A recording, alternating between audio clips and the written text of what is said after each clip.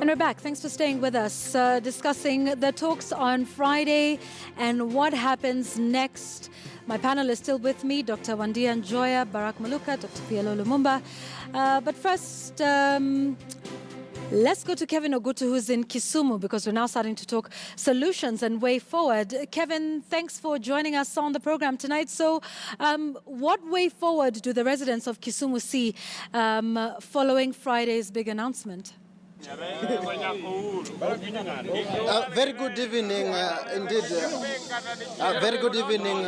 We are indeed coming to you from Nyamasaria, and this is in Kisumu County. That is, this is one area where NASA leader Raila-Uhuru enjoys massive support. And ever since from Friday, when there was that meeting between Raila-Uhuru and Uhuru Kenyatta at the Harambee House, which culminated in the joint press briefing, there's been different reactions from the residents of Kisumu. Some saying actually this is they've been shortchanged because they expected NASA leader Raila-Uhuru to actually fight for that leadership, to be actually the president, should be the president, that is to say.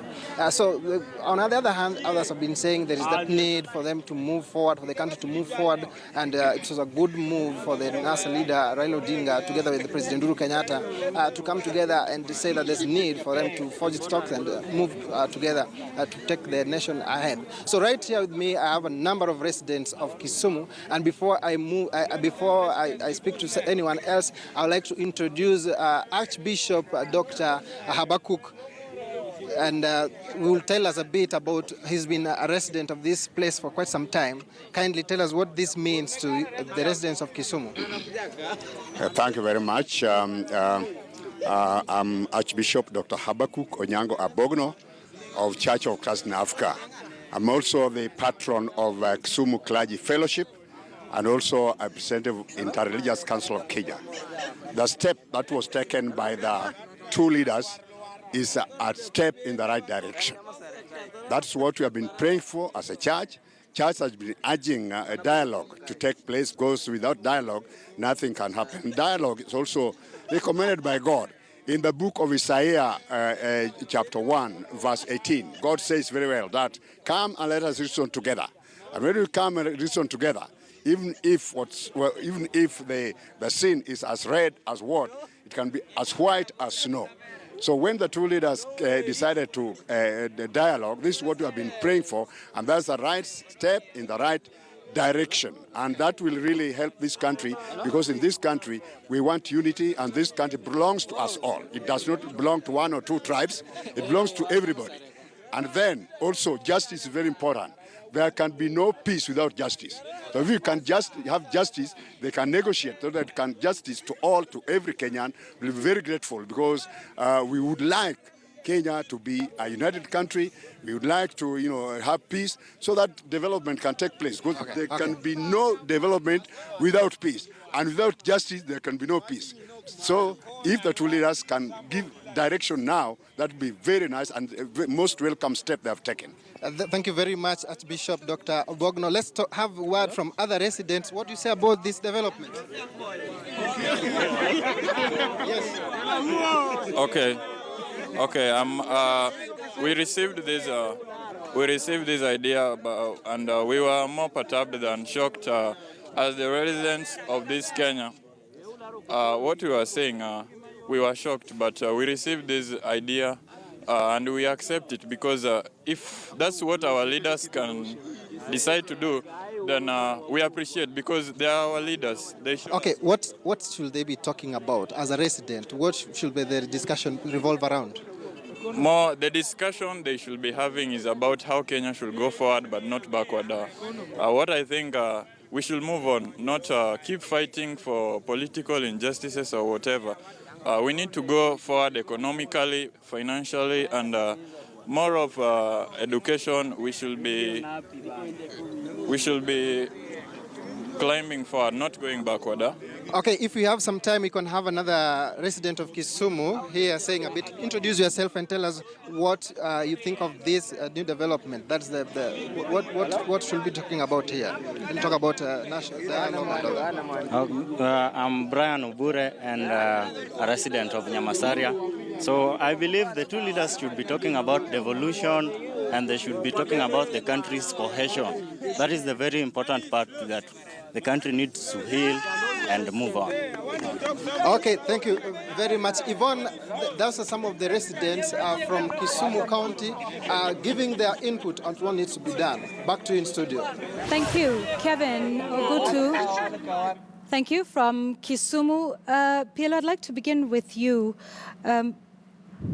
What would be different this time? After 2007, 2008, we rewrote the Constitution. We tore up the old one.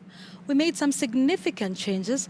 There was the agenda 4 items that were supposed to be there, taking a look at land reforms, injustices, employment for the youth. The Constitution, I think, was the biggest milestone of that last iconic handshake that we saw on the steps of Harambee House, a process which you spearheaded, but yet here we are again, 10 years later. What, in your view, should be different this time? You know, I'm very saddened, actually, when I listen to some of the views that are being aired here, that Kenyans put faith in men. In democratic countries, we put faith in laws and institutions. We have a parliament. I would want to hear the 300 plus men and women that we have elected and are acting on the basis of the Constitution. What do they do for this country? The men and women that we have elected and are nominated in the Senate, what do they do? The 47 governors that we have elected and the thousands of MCAs that we have elected, does it take the activity or an event of President Kenyatta and Raila-Uhuru Odinga to define the country? It is said that eternal vigilance of the people is the mother's milk of democracy. My view, therefore, is going forward, Kenyans must liberate themselves from this obsession with confidence in individuals so that we have faith in institutions and demand of our leaders to deliver for us. Allow me to interject. Faith in institutions. Many of them were formed after 2007, 2008. NCIC is one of them. The Ethics and Anti-Corruption Commission, a commission out of which you, sir, were hounded out. There has been no proof that some of these institutions have enabled Kenyans to move forward or Kenyans have seen success in. So it's certainly not lack of the right institutions, the right framework, the right laws. So then what is it? No, but let me tell you, this is part of the problem not only of Kenyans but also Kenyan journalists, is the assumption that there will be instant coffee solutions to problems. If you look at countries such as the United States of America or any country, it takes years and consistency. And what we are saying that we cannot allow, individuals are here today and they are gone the following day. We are saying that we must strengthen this institution. When I listen to some of the politicians who a few days ago were insulting Uhuru Muigai Kenyatta, now they think that Uhuru Muigai Kenyatta is a saint and a statesman. What has happened? Have they taken leave of their senses?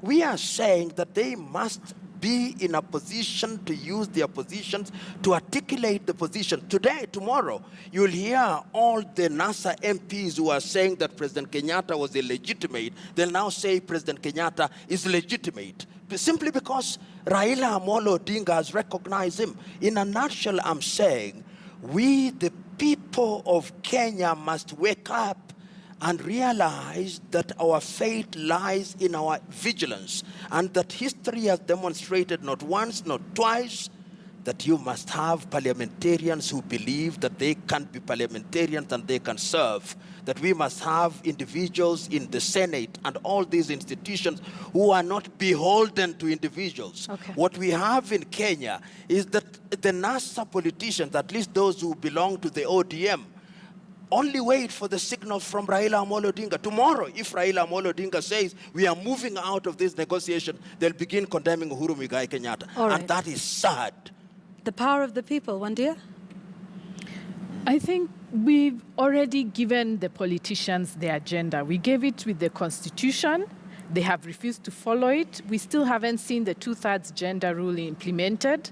So we already have the agenda. So they can't set an agenda for us. And me, I would say Kenyans should just ignore these politicians, although it's very hard to ignore them when we are paying them so much. And Barack is here, yes. Yeah, we are paying them too much. Yeah. And already there were cases in court saying that the politicians should pay taxes. We are not sure that was implemented. But I think the people need to move on with our agenda. We want the constitution followed. We want institutions to work. We've been complaining as educators and as medics that our institutions are being run down by the government and managerial, appointees. We want these things back on the agenda. Are Kenyans angry enough or seized enough of these matters to now say we're the ones running the agenda?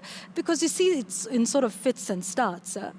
But are they angry enough? I don't know if that's the word. I think the problem we've had, and this is what I had one young man called Dario Sokola saying, we haven't connected their problems to what the problem is. So you see, people feel that if Raila and Muigai talk, then that will solve the unemployment problem. But we need to tell them, actually, it is bigger than two men getting together. We need to talk about property. We need to talk about taxes. We need to talk about what kind of credit do young people get once they finish school. We need to talk about what kind of education they are getting. I think the problem is just connecting these small issues to what the young people are going through.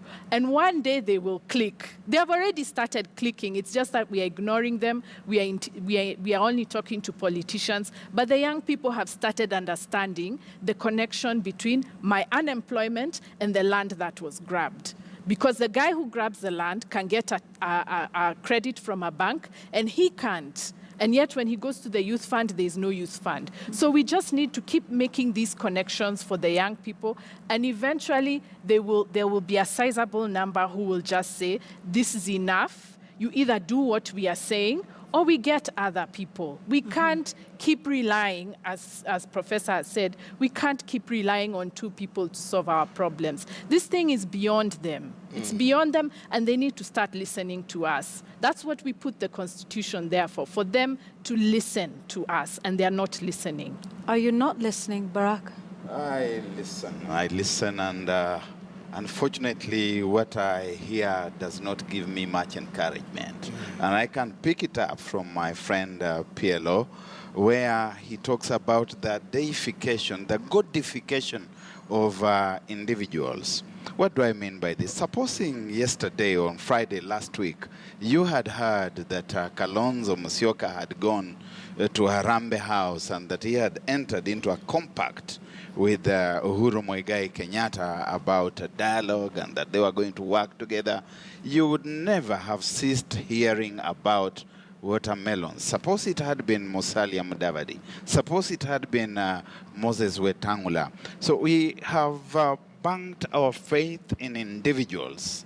And it's very disappointing to the extent that you get an elected member of parliament standing before a crowd and saying, if Baba has said, it is right. The Baba can never be wrong. And if you doubt that Baba is wrong, number 3, check with the first 2. Now, this is the zombification of leadership. Now, if you have those kinds of fellows, it doesn't matter how much noise you make. You just need to make sure that you keep them away from the arena and theaters of leadership. So going forward, I believe there's business that we left unfinished. We still must go back to Agenda 4. We cannot wish away the things that are there. We must talk about democratic governance. And democratic governance is not just about elections. Democratic governance is about making opportunities equitably available to citizens, regardless that they are Jubilee citizens, that they are NASA citizens, that they are Kikuyu, they are Luo, they are of whatever tribe. So going forward, dialogue is certainly very important.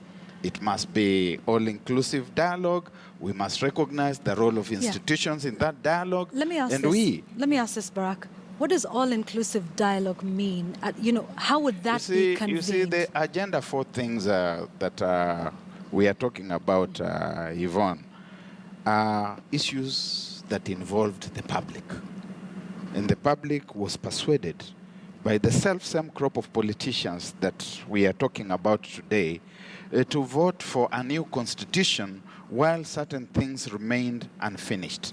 Now, those things that remained unfinished must be brought back to the court of public interrogation for the public to debate about them, to agree about them, to even say that this now we accept that we now have got some said 10%, others said 20%, and those are the things that ail us. You've asked here, and adroitly so, that why is it that after we have the constitution, things still seem to be falling through the cracks? What happened to the TJRC report? What has happened to the land issues in spite of the fact that we have got a National Land Commission? What is happening within the human rights arena in spite of the fact that we engaged in wide-ranging political police reforms? We even put in place IPOA. Why is it that we are still in the same place? There's no way you are going to do that without being all inclusive. Of course, taking into account the existing institutional frameworks. Parliament has a role. It must give us a framework. The various contestants have got a role. They must be included. But if we are going to make this Uhuru Kenyatta, Raila Odinga, or a three NASA principles versus Jubilee, because now Raila Odinga is effectively within the Jubilee fraternity. And when the dialogue we are talking about does take place, we in NASA will be expecting to engage in Jubilee, and among the delegates from that end would be people who have been assigned by Raila Odinga and Uhuru Kenyatta, because they're already in one camp, and which is a good thing. We are not condemning them for that. I think they have done a good thing because it starts creating a healthy environment for dialogue. For dialogue. And okay. all of us must eventually be included. All right. I'll come back to you in a moment, because there is that meeting tomorrow that then decides what happens within the NASA coalition. Wandia, you said you thank Raila Odinga for the work that he's done, and the people are taking it from here. What does that mean? What should people expect from a statement like that? It will be up to the people to decide. We are still have you through thought it. about it? We are still thinking through it, yes. But we must take this agenda. We can't leave it to two politicians, especially because they're going to employ more people who will be paid by our taxes to do work which our MCAs and our senators and our MPs are supposed to be doing. Are the people ready, Wandia? Are they ready to take this conversation forward beyond the two individuals? They're already taking the conversation. You already had them. And I think, let me just clarify. I think we are missing a big point here. The Raila of 2008 is not the Raila of today. The people who support him were very clear in their minds that they are supporting him because there's a certain agenda. We are not zombies. And there are a lot of people, they could distinguish between supporting what Raila represented and Raila the man. And we kept on telling the media this, we kept telling the international media this, and they still didn't get it because they want to portray Kenyans as zombies. We are not zombies. We are very clear in our minds. We've been to school. I teach students. We've been to school. We know the difference between the symbol of what we want and the man. So as far as we are concerned, Raila the man has talked to Muigai the man, which is fine. It's a free country. People can do what they want. But the symbol of what he represented has not gone away. We are still insisting on that agenda. We want jobs, healthcare, education. We want the debt appetite to go away. We want land tax. We still have not forgotten, and we are still going to push for this agenda. So just watch this space. We are already talking, as you can see. Maybe if the media didn't ignore the ordinary people so much and keep on following the politicians, they would hear a lot of conversations that are already going on. Okay. We're getting there. And that's why you're here. And that's why I'm here. Yes. And the politicians should prepare for a surprise unless they do what we want. Because that's why we voted them in or didn't vote depending on which side you're coming from. Okay, that is an interesting statement. I see you wanting to react. We will get back to that in just a moment. This is Checkpoint. KTN Home leaves us now, but on KTN News, please do stay with us because our conversation continues. We also have the day's sports news, and my take is one you don't want to miss tonight as well. Right, so you wanted to react to that? To say one thing. Kenya, as the two individuals, President Kenyatta and Mr. Odinga, said yesterday, is bigger than all of them. But I'm one who holds the view that the long-term health of this country depends on two things. One, the eternal vigilance of the people of this country. That is what will guarantee democracy. Two, that we must invest in our institutions. Part of the reason why this meeting took place is that Parliament abdicated its role. In other countries, we would have had a select committee of Parliament dealing with the very same things. And three, what we must do is to de-ethnicize our politics. What is happening now is that this is being seen as a Luo-Kikuyu rapprochement. Kenya is bigger than that. I would want every Kenyan to feel that we are moving in the right direction And to how address would they the feel critical that? C. Yeah. The way they should do is that some of us, and the media is part of it. I've been looking, for example, because I'm in KTN, which is Standard Group. If you look in a whole year, the headline of the Standard newspapers was NASA for 360 days. You go and look, nothing. If anything sensible is said, you don't give it the oxygen of publicity. The net effect is that the media in this country has been fueling ethnic animosity, and it is time, as Hilary Ngweno said in 1980s, that the media must ask themselves, how are they helping the national agenda to ensure that we deal with unemployment, that we deal with national cohesion, that we deal with the question of the democracy in this country, that we ensure that this country is beyond the individuals and that we don't celebrate victories that are Pyrrhic victories, and that we stop talking about 2022 when we have not even settled. President Kenyatta has not even instituted his government after the 2017 election. You're already talking about the alliance of Kikuyus and Kalenjins, Luos and this. The media must style up. When they style up, then one year will begin to be right. The people will begin to see that there are other voices and that those voices are saying the right thing. I'll conclude with this. What is being said here appears new. Barack Muluka and I, since 1997, have been saying the same things. But when we say it, you put it in page 13 of your newspapers. At the bottom. Say it now. Say it now, Dr. Say it now. This is your When the moment. warmongers say it, you give them acres of opportunity. And I want to repeat here. There are individuals who have, and allow me to repeat this, who have been insulting Uhuru Muigai Kenyatta. Now, they are saying Uhuru Muigai Kenyatta is a statesman. And those who There have are been... individuals who have been insulting All right. Raila So Amolo Raila Odinga. Odinga. They are now saying Raila is a statesman.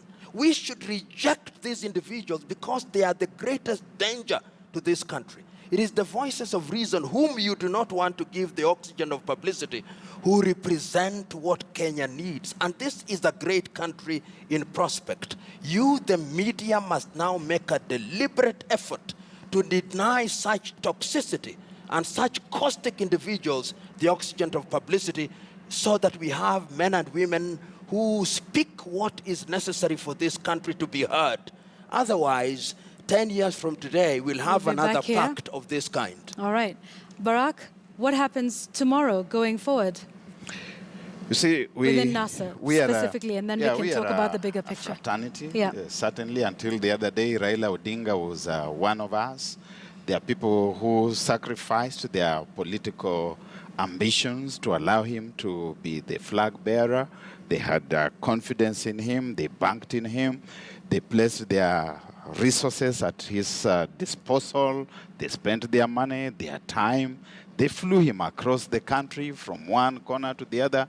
And then he does two very quick things. Number one, surreptitiously goes to Uhuru Park to swear himself in and gets them stinking because the doubting Thomases out there don't believe this.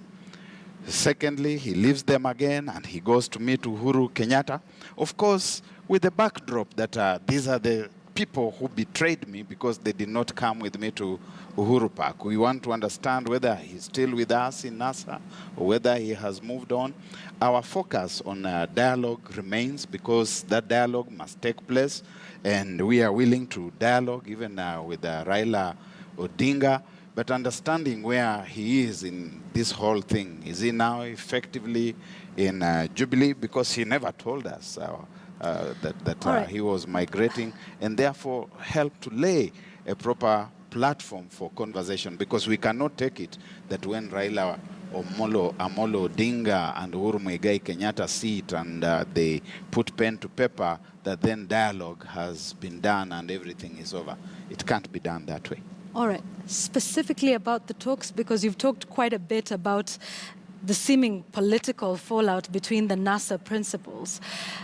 About the talks and about the way forward for this country, what does the ANC party leader, or, I'll ask you to speak for him because you're his Secretary General, at least of his party.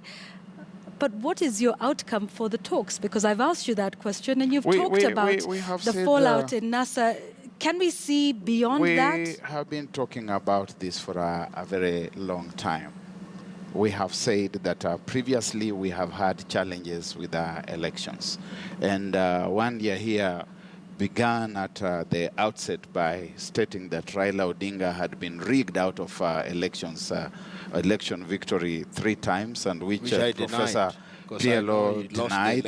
How are we going to address that sector to the extent that we are no longer going to be talking about our elections being stolen, and months after the polling exercise, we are still fixated with that whole activity. We are fighting and we are celebrating when 2 individuals do a handshake.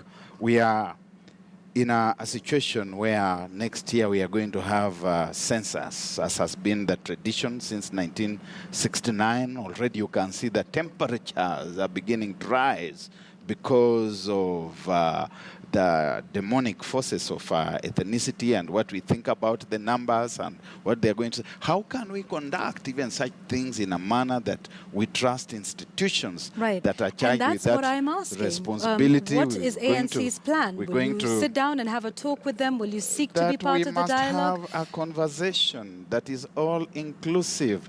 We are talking just now about revision of our electoral boundaries at a moment again when there are questions about the authority that is supposed to be undertaking that exercise.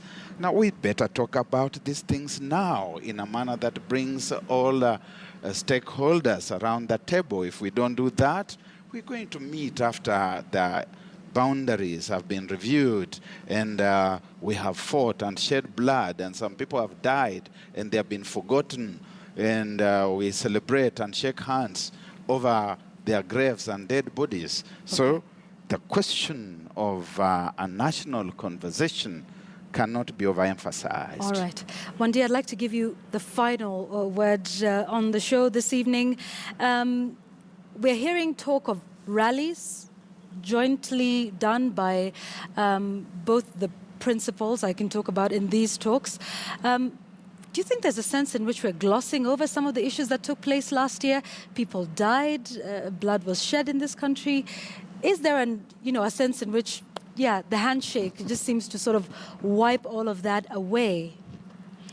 Definitely. The handshake has not resolved anything for most of us. I think we need to understand that the loss, quote unquote, of Raila Odinga in this election was not simply about whether there were vifaranga via computer. It's also just that the whole system is set up for the rich to win, for the rich and those who are supported by the West. And there's a sense in which you feel shortchanged, because it means that my neighbor, if he decides to run for president and he's popular, he cannot win. or if she cannot win because she doesn't have the money, she doesn't have the connections, she doesn't have so many other things. And you see, Uhuru, if we call it a win, he had GOK delivers, where he used our taxpayers' money to campaign. It was declared illegal by the court, but they went on anyway. He had the West supporting him. He had the power of incumbency. How can any young person in Kenya see any hope of ever getting anywhere if everything is rigged? You go to the jobs, you're told you need to know someone. You go to school, you need to know someone. You go to politics, you need to know someone. This is unsustainable. And so what we want is an economic conversation now.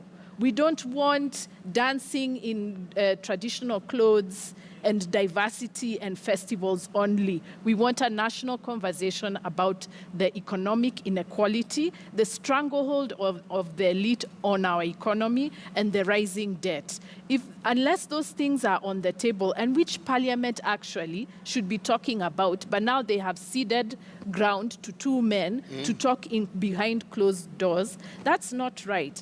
And the people of Kenya, I can understand why they feel, they're tired. We are tired. We've been fighting this for 50 years and even more, and we are still here. We still haven't got an economy that is free for everybody to participate in. I mean, people are tired, and of course they want a shorter solution.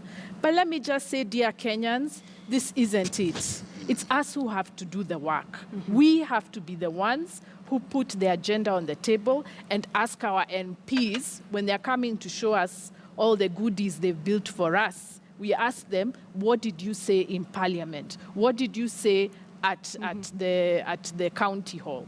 What have you done for me lately? What have you done for us in terms of structure? Don't come and show us money, steel, and concrete, because that doesn't put food on the table 365 days a year.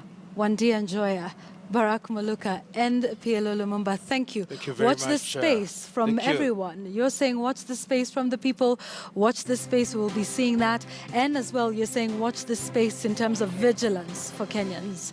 All right. Thank you all very much for being with us on the show. We're taking a break. We have the day's sports news. Please do stay with us for that, as well as my take here on the show. We'll be right back.